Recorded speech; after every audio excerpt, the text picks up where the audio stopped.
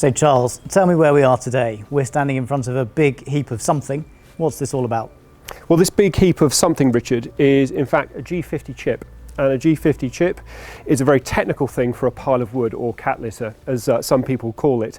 It is essentially a large biomass plant, and we're very lucky to be at a pretty good example of what a biomass plant should look like. It's clean, it's well maintained, and it puts good local renewable fuel back into the local community, in this case a school.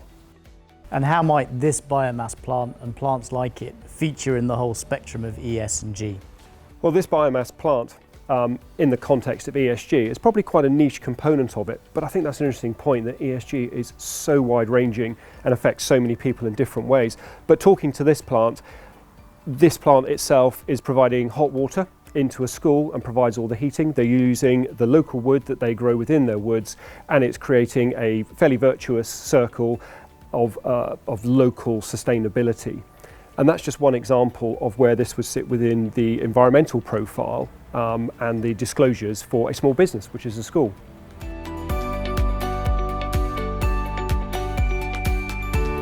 So something that we've been talking about, Charles, a lot is the data flows that will underpin ESG. We saw outside the pile of wood chips. They find their way into the big ovens behind you over here, which heat the water, which heats the school. Let's talk a little bit about the information chain that investment managers will need to depend on as they start to make sense of this ESG world. Well, this is a fundamental question, Richard, and it's one that's been quite difficult to measure going back historically. In fact, as a slight segue, you can look at Northern Ireland and how a whole political system was taken down there in terms of Stormont, which was closed and has only just really reopened as a function of the Renewable Heat Initiative, and how they effectively got the data management and the economics wrong, and it caused huge political outcry. We've seen the same in Spain as well with solar, where there was issues around the actual incentivization and the structuring, and when that was pulled due to the credit crunch, then a lot of these projects fell apart. So the management, the data collection and the forward transportation of that data to the relevant authorities is critical. This plant, I think, is not connected to the internet. At some point, I'm sure it will be.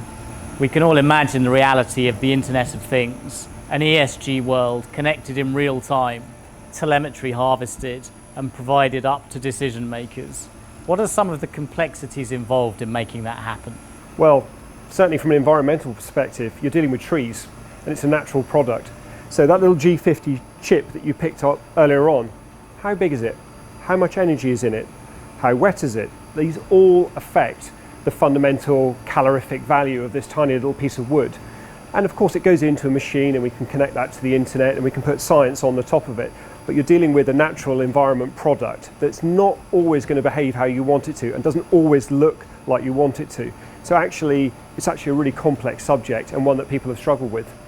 And we know, don't we, that firms will start to invest more and more in standardizing the way they gather this data, defining it such that it can be used, and then ultimately making it available to decision makers to power investment. Absolutely. And looking at something like a biomass plant, you can see that it creates kilowatts and it creates heat. Now, this is within a school environment, so it's a closed environment, but if this was sat within a portfolio, they'll need to monitor it, and you can put that data potentially up into the cloud, and you can start to get a view as to the efficiencies, the money that's created, the cash flows, the heat, the pure calorific value that you're creating on a portfolio basis.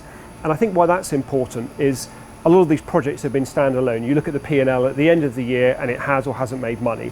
It did or didn't spend CapEx, it did or didn't spend OpEx. But going forward, as the grid changes and the needs for electricity change, and as we pivot towards more renewable type products, you need to be able to turn them on and off. You need to be able to see the heat coming in and out, and that needs to be measured.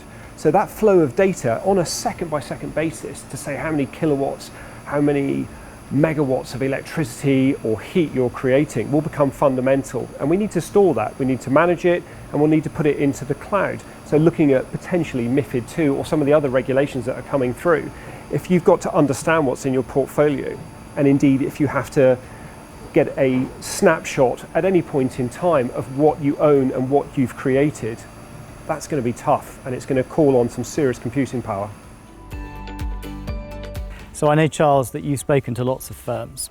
How are they feeling about this? So this topic is very much front of mind for a number of asset owners and fund managers alike, because it's so front of mind for the consumers. Not more than a few years ago, it was a peripheral subject, and you had a small team that looked at perhaps sustainability, perhaps CSR, perhaps other investment styles that were considered ethical, but it wasn't core to what people considered to be part of the portfolio selection. Going forward, that's very, very different, whether it be regulation driven or consumer driven. So I think this is absolutely front of mind, be it fund managers, investment bankers, portfolio managers, selectors, the whole gamut. So firms need to continue to understand the new types of data that are getting thrown off the real world, work out how to gather that data, how to understand it, define it, how to process it, and how to make it available to decision makers.